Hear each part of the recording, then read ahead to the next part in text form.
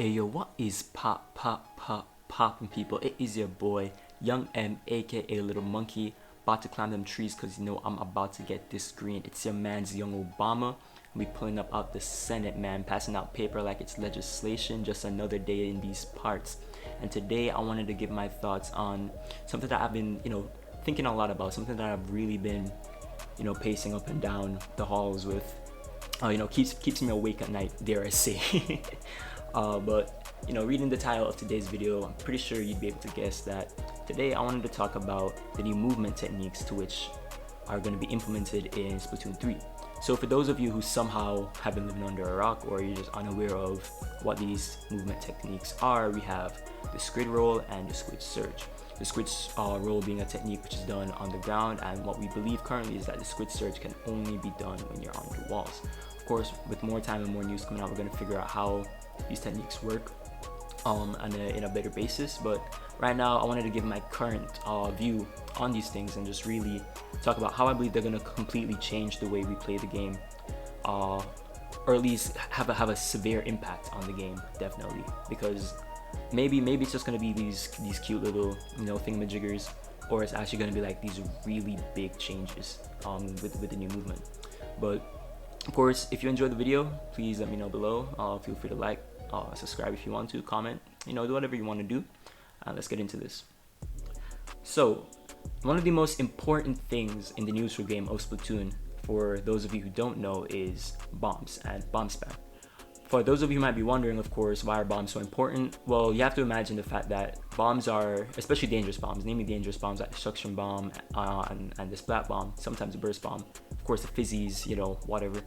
But these bombs are very important because bombs are a nearly indestructible, immovable means of holding down any place on the map. So for example, if you are in a closed area, if you're on a wall, if I throw a bomb and you're trying to push down that, you cannot proceed. It's either you're gonna get chokeholded or you're forced to back up just because I threw a bomb there. Bombs are a means of paint pressure and just overall a damage check to individuals, because if you go here, you're gonna die for it. So the safest thing to do is for you to just stay back and just watch.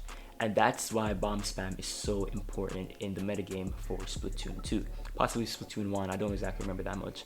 But these are like safe little pokes. You can throw that bomb just to check your opponent, force some movement, make sure you can set up a better position for yourself and your teammates. If I were to compare anything, I'd say bombs are a lot like a jab in boxing.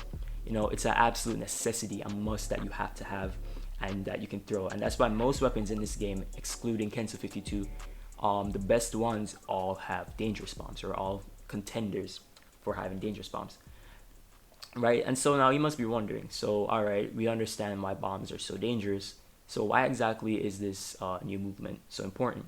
Well, you have to understand, when dualies were first introduced, everybody kind of lost their mind, namely because they understood that something that makes dualies so special is the fact that they are immune to, most of the times, at least like 8 times out of 10, 9 times out of 10, if you're very aware, they're gonna be immune to dying to bombs.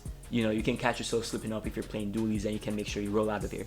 And bombs, again, are very important when they get surprise kills, because one surprise kill off of a bomb can completely twist the tide of a game. But if you're playing a dualies weapon, you can ensure that you can check yourself. If you see that bomb anywhere near your proximity, just hit a roll real quick, right? And so that's why every weapon in Splatoon 3 having this movement ability is going to be so game breaking, in my opinion. I don't exactly say game breaking, but I say it's definitely a very big impact, because now the validity of bomb spam might just decrease a little bit. Of course, you're going to need to throw out bombs to weaken opponents, make sure you can put some light damage on and such, but it's the fact that catching people off guard with bomb kills nowadays isn't going to be as consistent as it used to be in the past. I remember watching tournaments where in grand finals, one bomb kill would just wipe the tide of the entire game.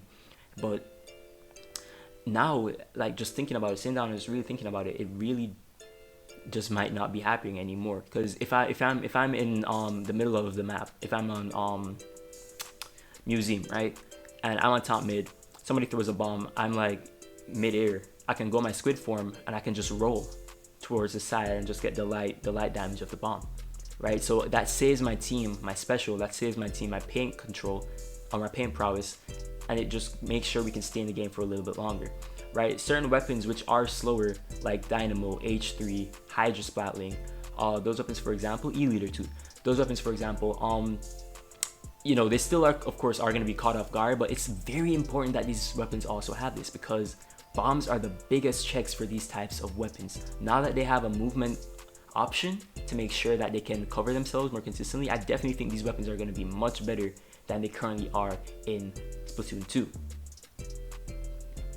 So really, those are just my overall thoughts. I wanted to just put them out there. It's a bit of a short video, I know, but I just wanted to really just say this because I haven't really seen anybody talk about it or give their thoughts about it. Maybe 1 or 2 people in, you know, in Discord servers have discussed this, but I haven't seen any larger type of discussion on it. So, you know, that's gonna be me for today. Thank you guys so much for watching, and I'll see you guys next time.